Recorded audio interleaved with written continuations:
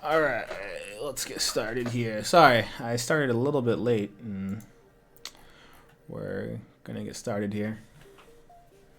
And let's get it going. Hope everyone had a good Thanksgiving.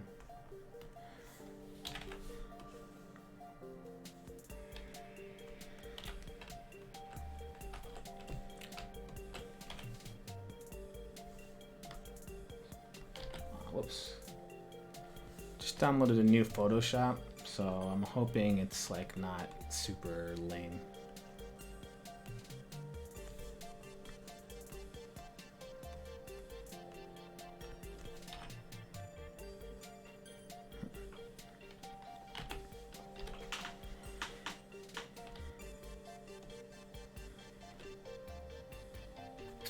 Guess we can fill this all in.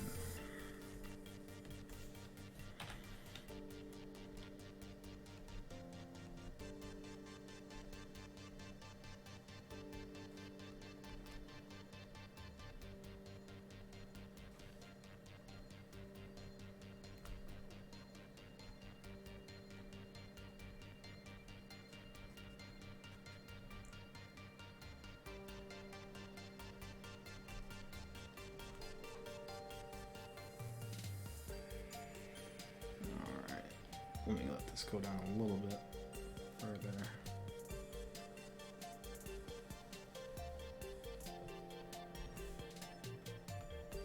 There we go. Let's find a color we can use.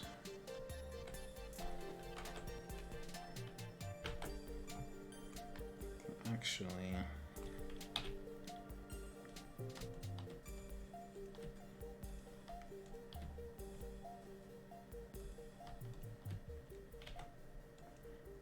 we can start off like a little bit lighter, and then we can work our way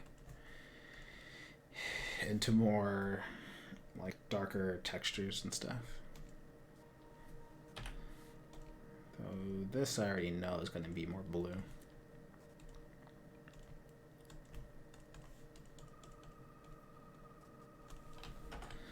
Alright, got a nice color palette going.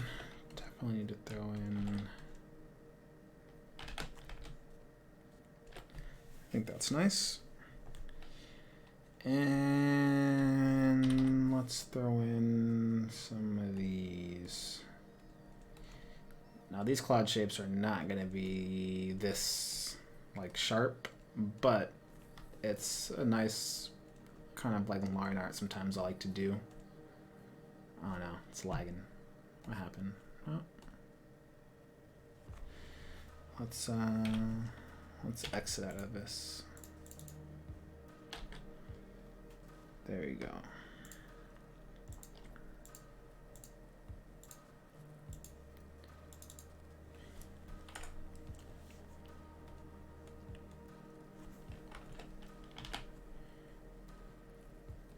Alright, looks like my wife just arrived home. Sweet.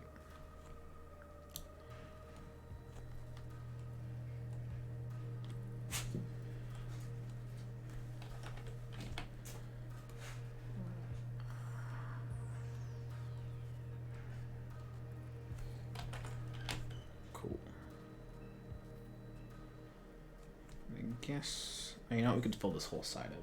I think that's fair enough.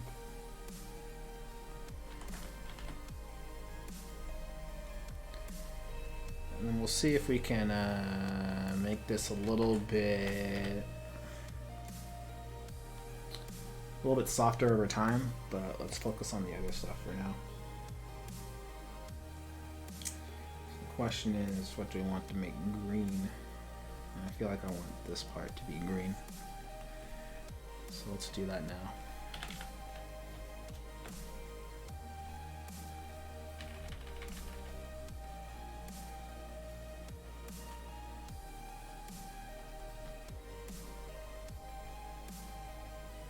So maybe I can focus on the texture right now.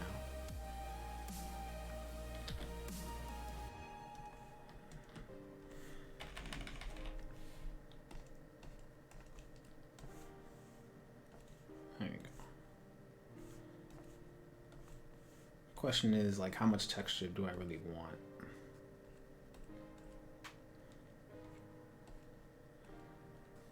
And I like to have things in like 3s in terms of texture, so at some point I will need to figure that part out.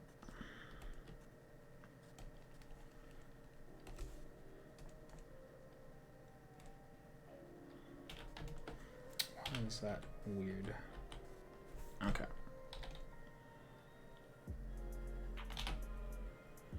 Alright, not bad.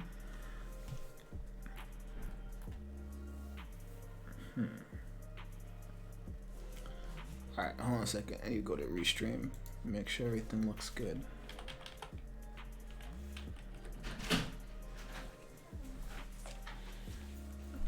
Hey, come here.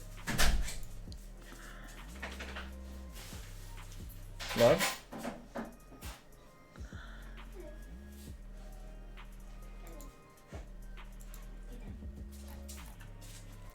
Alright, let's see. Can you give me a hug? Yeah, I'm streaming on demand. Just come give me a hug. There's no camera. I can hear you. Yeah, they can hear, but what are you gonna say that's gonna... It's not intimidating, but come give me a hug. What is your problem? Oh, I'm glad you're home. Okay, you guys are leaving? Okay, upstairs, go.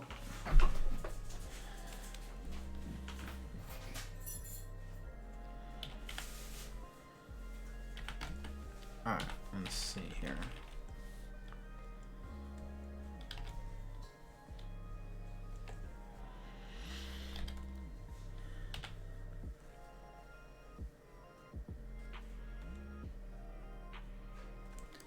Alright, let's put some of this green on top of it. That would be nice.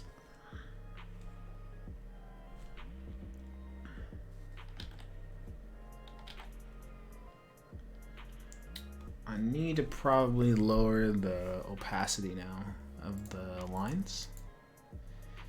Just a tad bit. Or I could just make them red. Red lines is always nice. I don't know why red lines are nice. I feel like I learned that from Carlo a long time ago.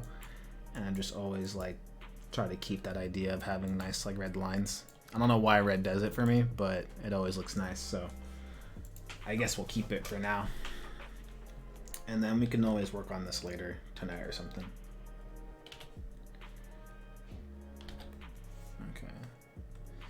That's the line. All right, that's the green. That's what we want. So.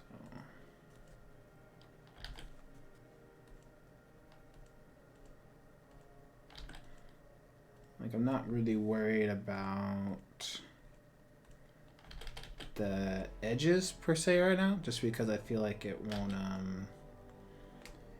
won't matter later on. I feel like.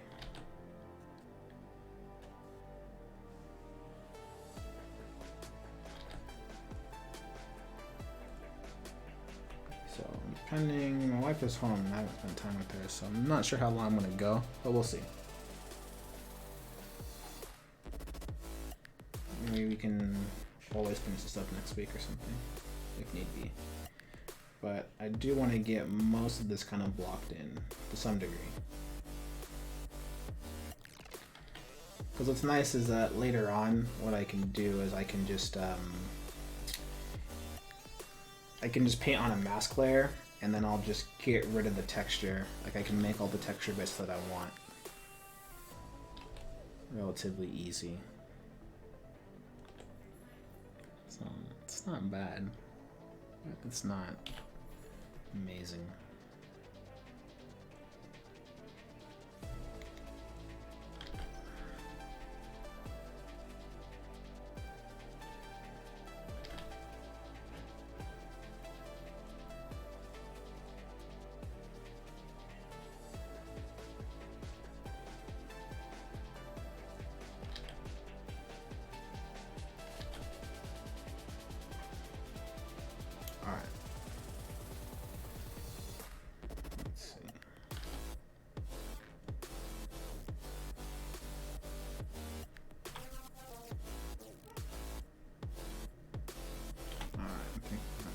second.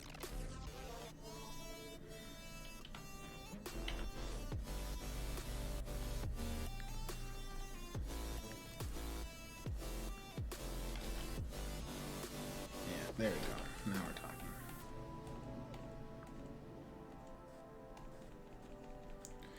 Because what I can do later on, which is nice, is like texture usually comes last in this kind of part. I think some people kind of always want to go for it first.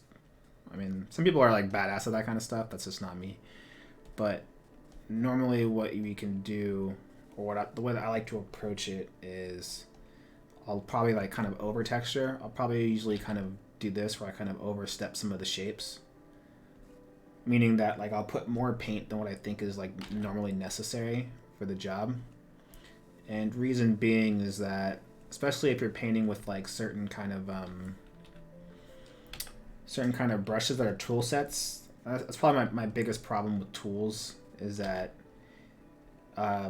most of the tools that I download are linked to their properties, meaning that if you use a certain brush, if you then want to make that brush like an eraser brush, you can't because it's linked to the tool. It's linked to the actual thing. So let's say like I like this like this mountain stamp, right? It's really cool. But sometimes that's painting additively, meaning that we're adding paint. Sometimes I want to paint subtractively. If I use it, that's not there anymore, right? I can't get that tool back. So to kind of battle that problem, if you do want to use a tool and paint it in a subtractive manner, you'd have to make a mask out of it. So by making a mask, I can then use that brush and paint in a subtractive manner now. So now I'm subtracting from it, and it creates that texture that I'm looking for in a way. So personally, I don't like to do it in an additive way. It's just personal preference. So if I do want to fix that problem, I would have to kind of actually make this into an actual brush preset that I can have here, as opposed to having it here as a tool preset. So that's the only problem, is that it's linked to the actual thing. It's linked to the brush tool. You can't make it an eraser tool. You can't make it a smudge tool, that's usually why I like using these sometimes more, is because if I want to use it as a stamp, right, a smudge, I have those options. So let me go back here because I actually don't want these, at least not now, but I am thinking about it for later. But I can always erase from that stuff too. So my next layer, because I like it in threes, I now want to maybe look into adding some darker stuff to it.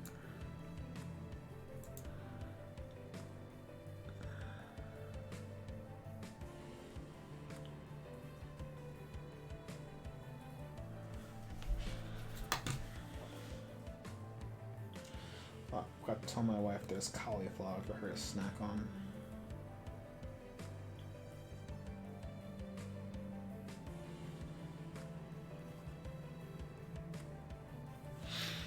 Alright, sorry about that.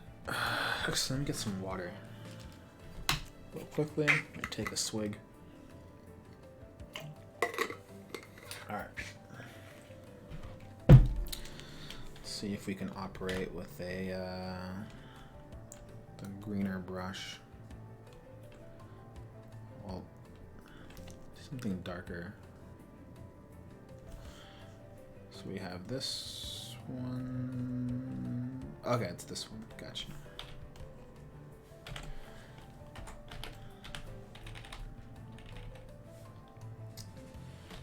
Yeah, because eventually I can begin to kind of mess with the edges. I feel like this is at least a better way for me to block stuff in.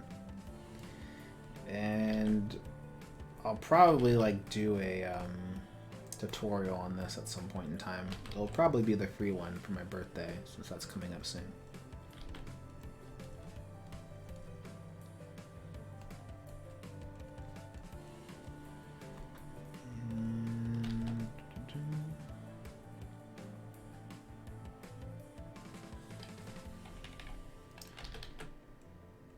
I don't want to get to too small details here, because I feel like I kind of am, and I probably need to stop, but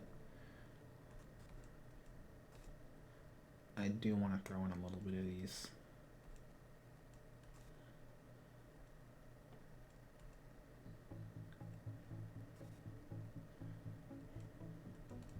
Alright, it's not bad.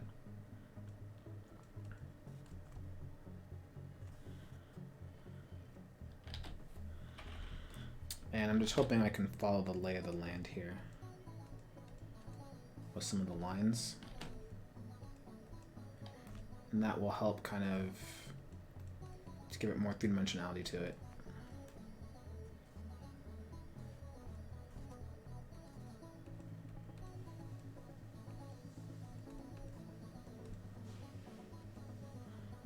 What's up, Fitz? How's it going, bro? I was worried about you, man, and I'm like, hey, Fitz doesn't show up. Normally, he's always around. I'm just kidding. I know you're a busy man.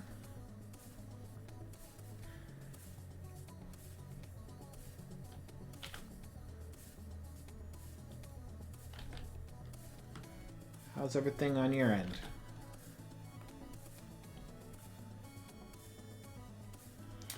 Good, good. Just trying to get back into the groove of things of work and stuff now that we had a nice, you know, Thanksgiving break. So just kind of a little bit bouncing back there a little bit, you know.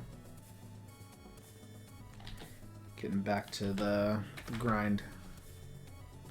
But already kind of looking forward to Christmas break. It's kind of weird, you know. You get like that kind of almost like a week off, and then you have 2 more weeks, and then you're back on another Christmas break, you know.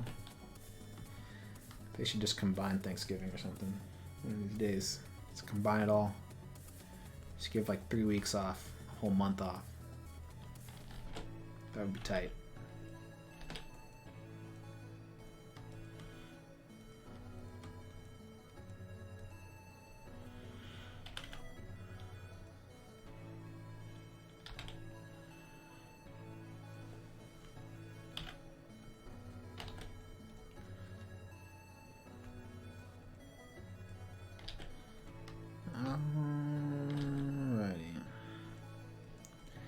Yeah, I might end a little bit early than usual because the wifey's home and I haven't had much time to spend time with her. Plus, we had to watch The Watchmen, and we haven't watched the latest episode, so we're a little bit behind. So I know she's gonna want to catch up.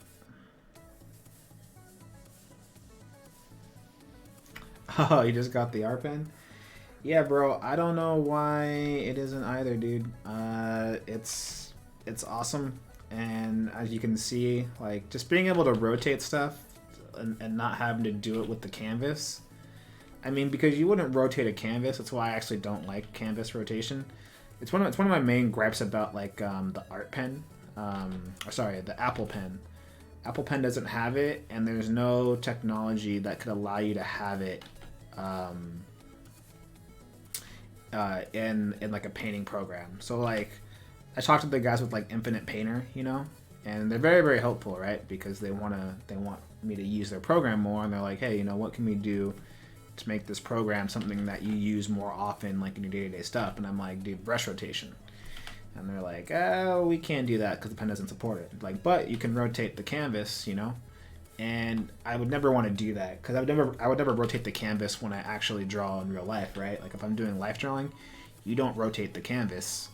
If you're doing life drawing and in painting, you don't rotate the canvas ever. I mean, it's on the easel; it just stays there.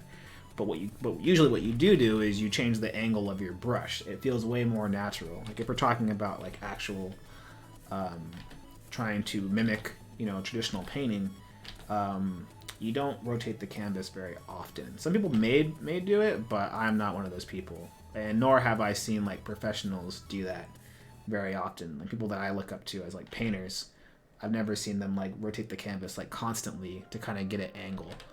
So that's why like the art pen is like so valuable, because it eliminates the process of having to hit a button to, you know, essentially get the angle that I want and then paint it. Because then you lose the orientation, and then you're kind of like, wait, what am I looking at, right? And sometimes people can't do that. And I'm probably one of those people in a way. So that's where that problem occurs for me, is like trying to mimic that. And again, if the Apple Pen had that, it's very well possible that I would be using that 24/7 because I do like their brushes.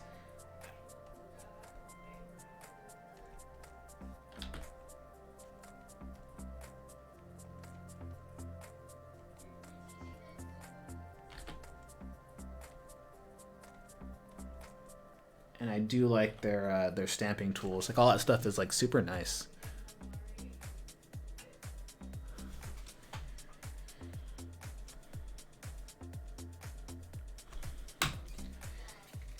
Yeah, pen tilt. It's like I don't know why.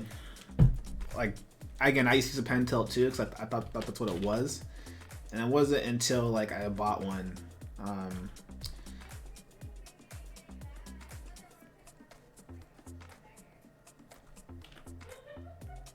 And ironically, what's funny about this too is that I always had an art pen. I just never knew that I was using it incorrectly. So I think that the first time I ever heard about an art pen was from like Finian McManus. I think I might be saying his name incorrectly there, but Finian, I'm thinking y'all know who he is. So he had sworn by it, and I think I saw a post of him talking about it. So I bought it, and he was talking about rotation, and so then I bought it, and then I was using the pen tilt. I thought that's what he was referring to because then he just wrote about it. He didn't do like a tutorial on it, but I bought it and I was like, well, this is kind of underwhelming. And I was like, well, whatever. So I guess I wasted money on it, and I was like, okay, whatever, who cares? So then it wasn't until later I was doing a workshop, and I happened to have the honor of doing a workshop with Jama in Spain. And that's when he was like, hey, all those angles that you were doing, he's like, you could do that with the art pen. It rotates it. Like, you rotate it through your hands. And I'm like, oh, I have that. I'm like, but it doesn't rotate it like that. And he's like, no, you have to turn rotation on. So he told me how to do it. And then I went back home after the fact and then tried it. And then I was like, oh, shit, this is like life-changing. This is exactly how I would want to paint in general, but I couldn't because normally what I'd have to do is use the pen tilt or literally go here and turn the brush every time, I needed to get an angle that I wanted, and that can be super annoying, you know what I mean? So I had the technology, I just didn't know it, and I was kind of dumb for it. So it's definitely like a Jama situation where shoutouts to Jama for letting me know that I'm a moron and saying, you have it, you dummy. You just weren't using it correctly. So that's why I kind of like swear by it, and some people don't know how to do it. So like every time I always have to like explain it because there could be that one person that's like me that maybe had it and didn't know or thinks to know what they're doing. But then this opens their eyes to what they could be doing with it. So that's why I'm like a big proponent of it. I feel like Wacom should pay me at least something, at least like another pen for how much like I'm a proponent of this thing. Because when people ask me like how I get these angles, I'm like, that's it. I would imagine that like half my paintings that people like, they're like, oh, your shapes are so good. Or people sometimes tell me. I go, in my head, I'm like, yeah, that's probably the pen, dude. I feel like if I didn't have the pen, I would be a fraud. Like, I would be completely useless in the art community if I didn't have the pen to, like, get the angles that I want. So, I'm very, very lucky in that aspect. But that's why I have, like, 3 of them. Because, like, after now doing it, I can't operate without it. I literally have one at home. I have one in my office. And then I literally have one in my car. Like, in, like, my glove compartment.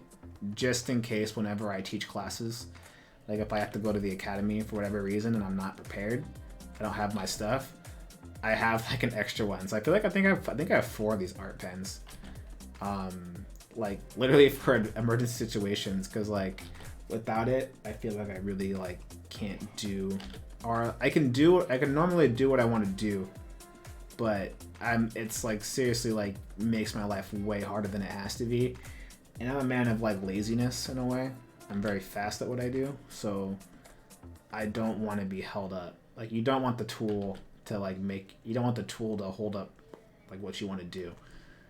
You want it to be like cohesive. You want exactly what you want to happen happens when you're using the tool. You don't want to be limited by the tool. You want the tool to kind of already like unleash what you already know about painting. So that's where this is like super valuable.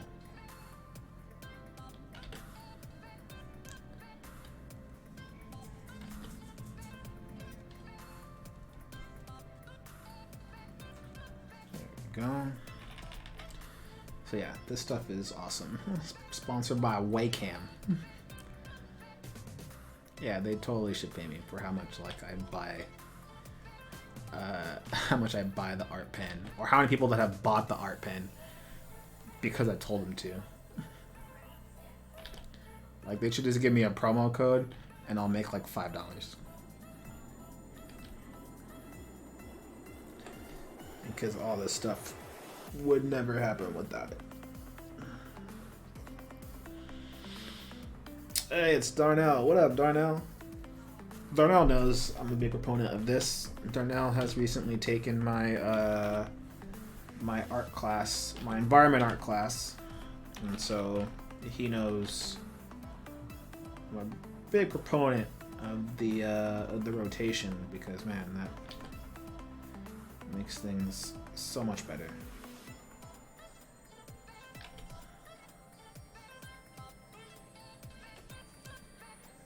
So the question now is, do I want to start getting into this stuff here? Which is probably yes.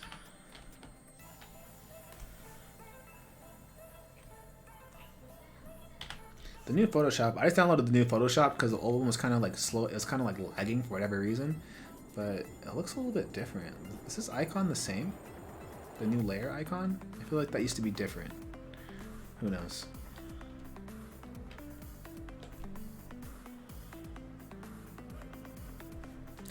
$5 kickback?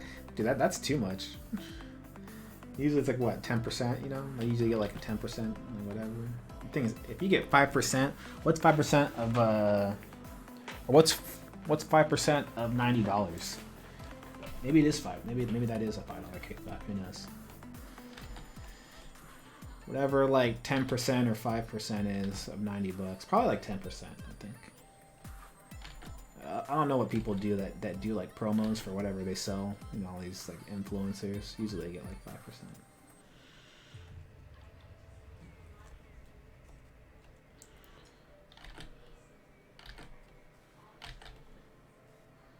So this might be a time where maybe I can begin to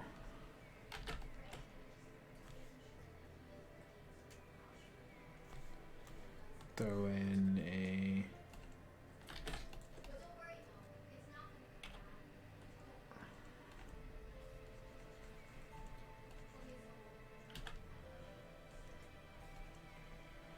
all right.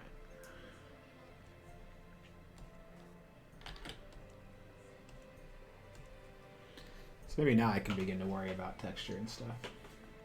I think they have a color wheel in the newest one too, if you're into that. Color wheel? Let me see. Oh shit. Oh, alright. What's the hue cube? Oh, that's what that is. No, I'm still at HSB, dude. Web color sliders? HSB and then lab. That's still my shit right there. You can't beat it. But I imagine for people that like are really into that kind of traditional painting, when they're like mixing their colors, I imagine they would totally love that shit. But for me, nah, I'm good. But I'm glad they finally put that in though. That's like freaking way long overdue. That should have been in like years ago, dude. I love how they're like, oh yeah, you know what we should do? We should totally do what people have been asking for God knows how long. Like Photoshop like needs to be careful, dude, because like they might get freaking like outdone like Blender, you know? They might get blendered. Like all of, like the 3D people that use those programs, you know what I mean? Like they were all cool, you know? They weren't like doing what people wanted them to do. And then all of a sudden like a program came along and was like, yeah, we're going to do all that shit for you, like for free. And then they were like, oh shit. Like that escalated. So, you know, a lot of people have been kind of fed up with them a little bit. I mean, granted, I can see why. And luckily, like, I don't need that much from Photoshop, so it's not that big of a deal to me. But I can see why people get frustrated with that shit.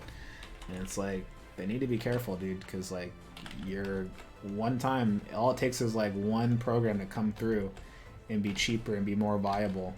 And then all of a sudden, you're kind of sitting there holding the bag. Like, damn. Yeah, man, like, I literally uninstalled Maya. Like what is the point now? Like, if I have Blender that literally does everything I want to, everything I want, like, and more, why would I ever, like, want to pay a monthly subscription when I could just have that for free? You know what I mean? And it's like, their stuff, like, took forever too, like, and it breeds competition too, because it was like, I felt like they probably didn't care, because it was like, you have to use our stuff because we're the only ones.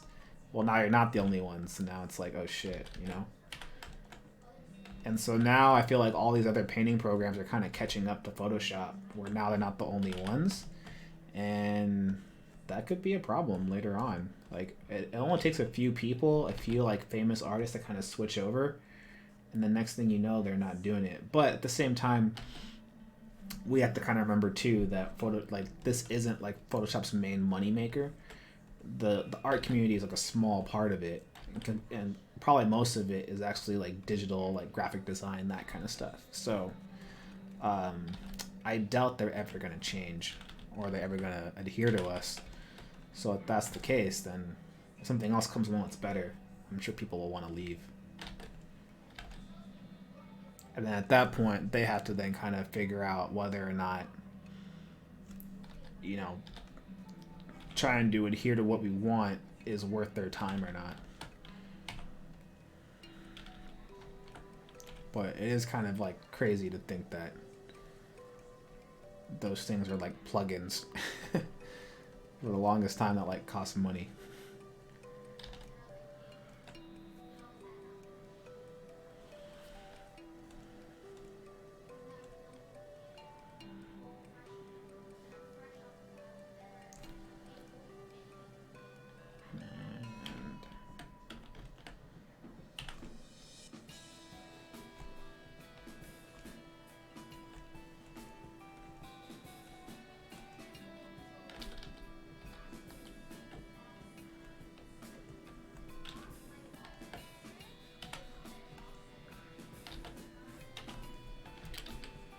Whoops. Probably getting into texture too soon here, but that's okay.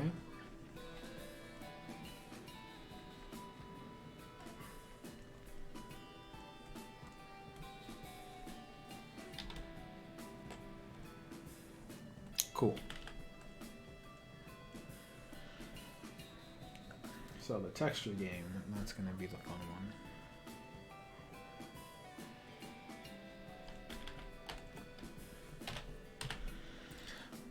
Well, let's see if we can get some of these stamps in here. No, I need one that's, like, straighter. Yeah, this one. So this will help really break up some of that detail and allow me to kind of get some better shapes in there, like so. And then what one? Okay, that's the green.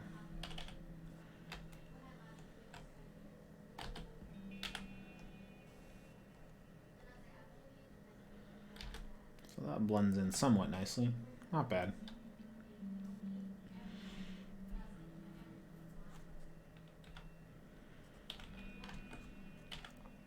So I think now we can worry about, like, texture and stuff.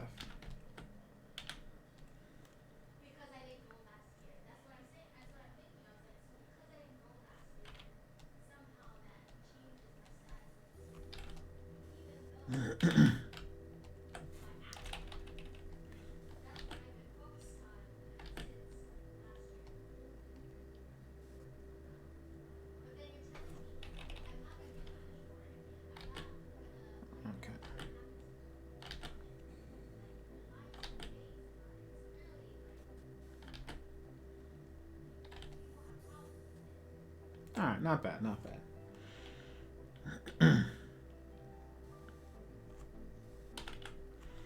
Let's throw in a little bit more texture here.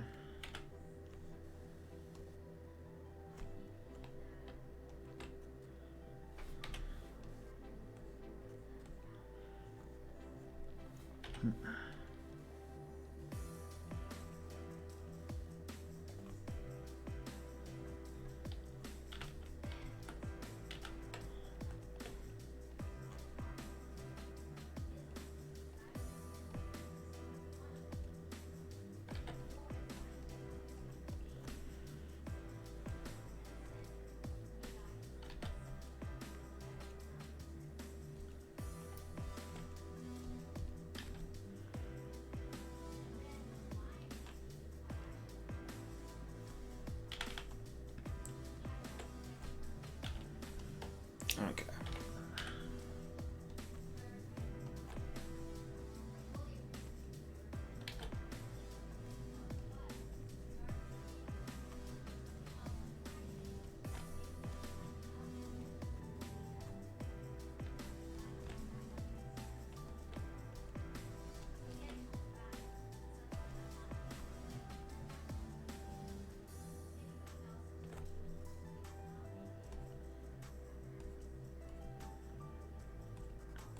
So it looks like we're getting somewhere with some of the texture, but it's not everything I want it to be.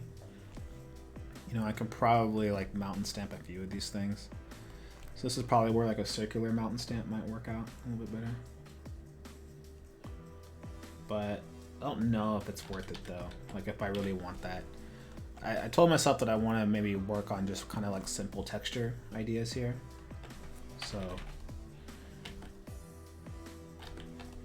So I'm wondering if maybe I just mess with the color dynamics right now and see if I can get a texture that is nice.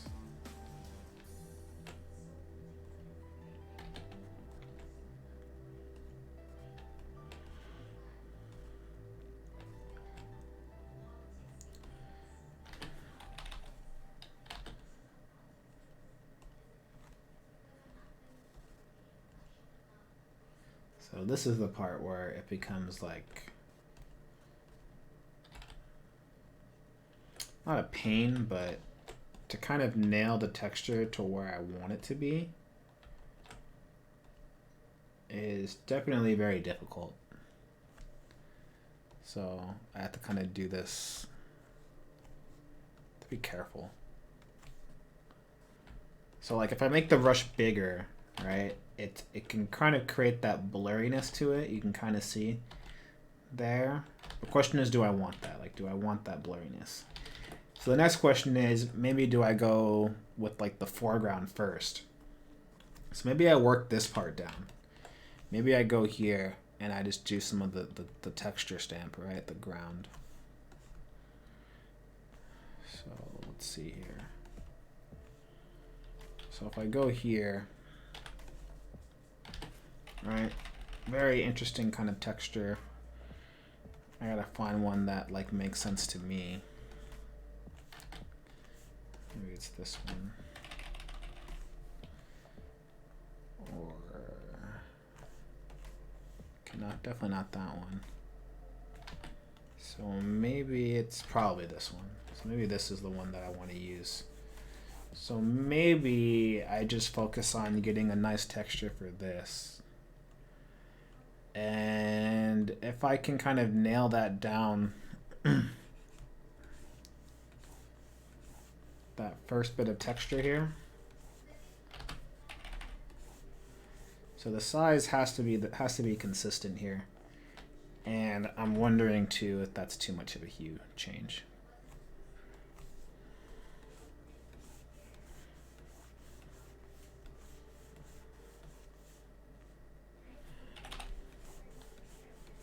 By making it smaller, that noise gets a little bit more, kind of more frequency. So I'm with it. Which means that as I get further away, these numbers need to go down a little bit. And hopefully as those numbers go down, it then appears like it's further away. So sometimes it kind of establishing that texture like early on can be really important. Maybe that's what I need to do first, is kind of establish that. Then it then makes it a little bit nicer to then use, you know, one of these brushes or something to kind of lightly go across the piece, and it kind of mutes it out a little bit. And then maybe if I mute it, I can then maybe put in these little dark spots, you know, like that. So that's kind of what I'm hoping for, is like gonna make it look nice. And then maybe even go in with like some nicer, some kind of brighter tones. I feel like that's probably the way.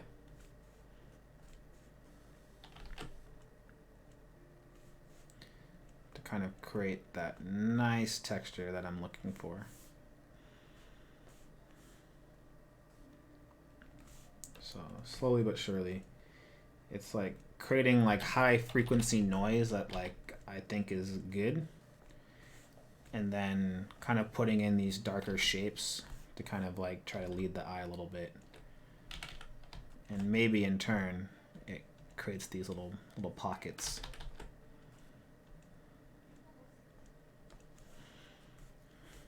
So I'm still trying to figure out like the best way in theory to kind of like handle this. Like, how do I get the most like texture and it still blends in nicely? So I don't know, and I'll let you know what I find out, because it's very much like a science to it. Not a science, but like a formula of like which brush do you want to use first. So that becomes the hard part.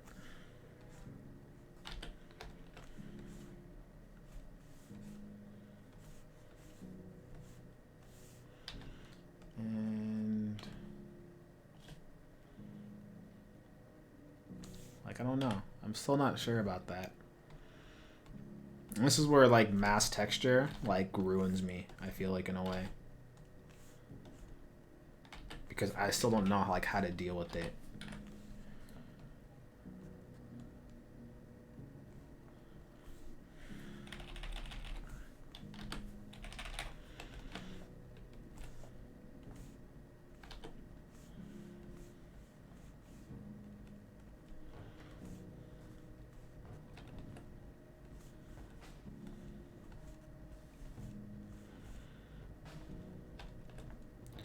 Yeah, it's cool when it works.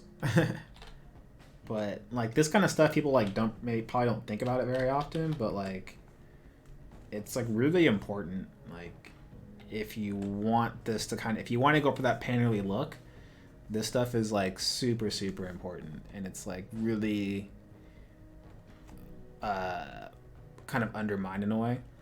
People don't take it seriously for whatever reason. They're kind of like, oh, I'll just make a brush and I'll just kind of go across. And I'm like, nah, you got to put a lot more thought to that.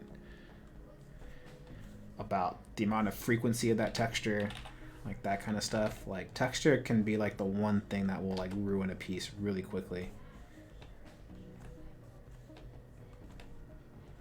So trying to find the right, like if I were to make this mark right now, like do I even like the frequency of it? Like, see, like, I don't know, like I want that to be a little bit more fine. So then you start kind of playing around with it and you're like, well, do I want to up the purity? You up the purity, well, now it's a little bit more saturated than normal. You go up to super high. You can kind of see it, but not really. So do I want to do that? Do I want to have a hue on, right? Do I want to fade? If I do a fade, then it's going to blend in with the background. You know, now it kind of has that going on. Maybe I do a little bit less. So you begin to kind of play these games a little bit of like how much you can get away with like one stroke or the setting that you want.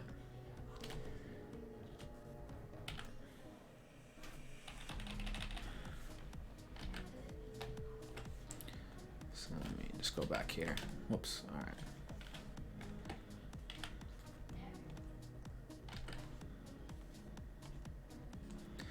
And then a part of me wonders, like, if I just sharpen it, what if I just kind of put the sharpen filter on it? Would that kind of solve the problem? You know? Like, what if I go into here, noise, sharpen, smart sharpen? You know? Like, it kind of gets it there a little bit, but I don't know if I want it to be that much. Alright, hit OK. Like, now we're kind of getting that in there, but still not what I want. So I would like it to be a little bit more sharper. So that's the game that we're trying to kind of play here.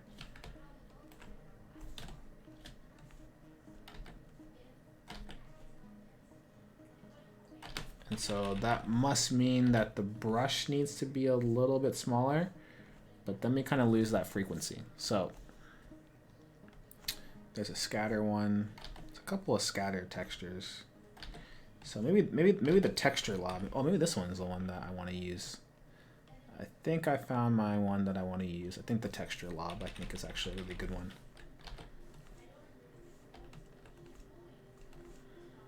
Actually, maybe not. I'll take that back. I thought it was. So I'm just trying some stuff out here. I mean,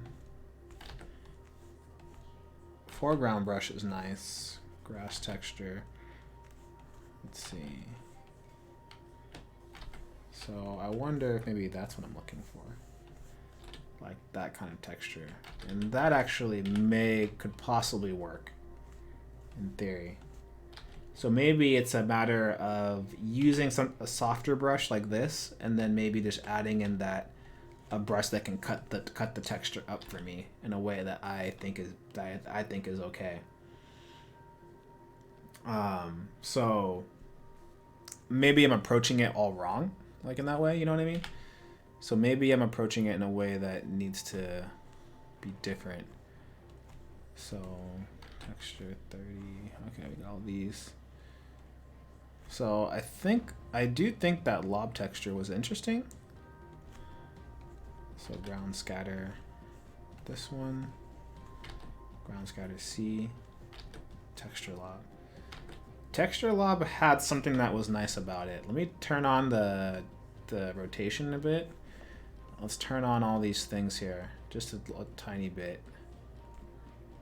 And so I'm wondering if it's good for like small stuff. So let's say that I wanted to grab something here, a little bit more brighter.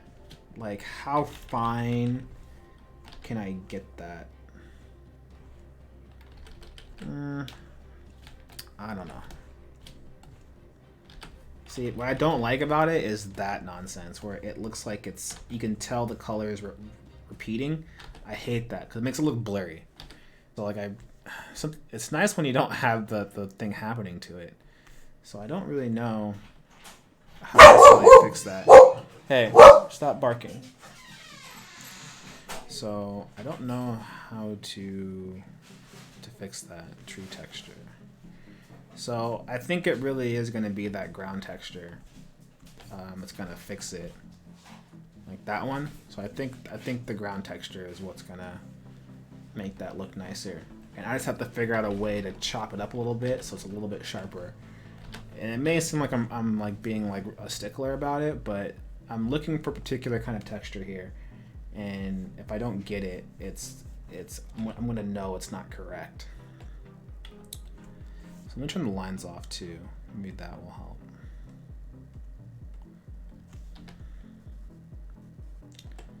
So I think what also needs to happen too is that in this area right here, this texture needs to be kind of like just way less.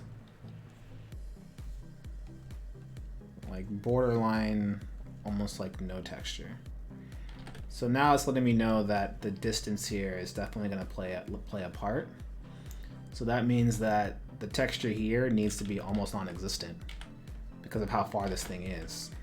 So that means that all this stuff here needs to be subdued heavily. And so it may just be kind of like one stroke, and then a couple of like little pieces. So that's kind of what I learned today about the texture, about what I'm trying to aim for here. So it's actually a pretty positive experience thus far. So we'll leave this here for now, and I think we'll come back to it. So the next thing I have to do is I have to kind of begin to play with these shapes and get these more in a kind of painterly state, and then hopefully I can merge it all down and begin to kind of paint it all as one. So that's kind of the goal here in terms of doing like a study like this. So we'll leave that as is. I'll put kind of a pin on it. So that's kind of how far we've gotten a little bit. We still have the color palette. Everything seems to be going good. The question is just like, how do I get the right kind of texture here, and the ground? So, and like, what can I allow to be kind of like painterly, and what can I allow to be kind of like just like super refined? So that's the kind of the issue that I have to kind of play with, right? Is like, how far am I willing to kind of indicate things in the texture? And that's a really hard question to ask, because it's all about personal preference. And then like, where do I want the focus to be in terms of like contrast, and what brush do I want to use for that? Like, what am I going to allow to be like super painterly and abstract, and what do I really want to refine? So those are the questions that I got to figure out. And until next episode, stay tuned to the next episode of Dragon Ball Z, where I try to figure all this shit out, which is my day-to-day struggles of being an artist. So thanks for watching. I appreciate it. Thank you guys for coming by. Sorry for the shorter video, but we'll be back next Tuesday. And again, if you're looking for that feedback, you already know what it is. And we'll see how far we can get in the next hour or so, and we'll go from there. So anyways, guys, thank you so much, Fitz. Thanks so much, Darnell, for coming through. I really appreciate it. And I'll see you guys when I see you, okay? Appreciate it, guys. Take care, and as always, peace out.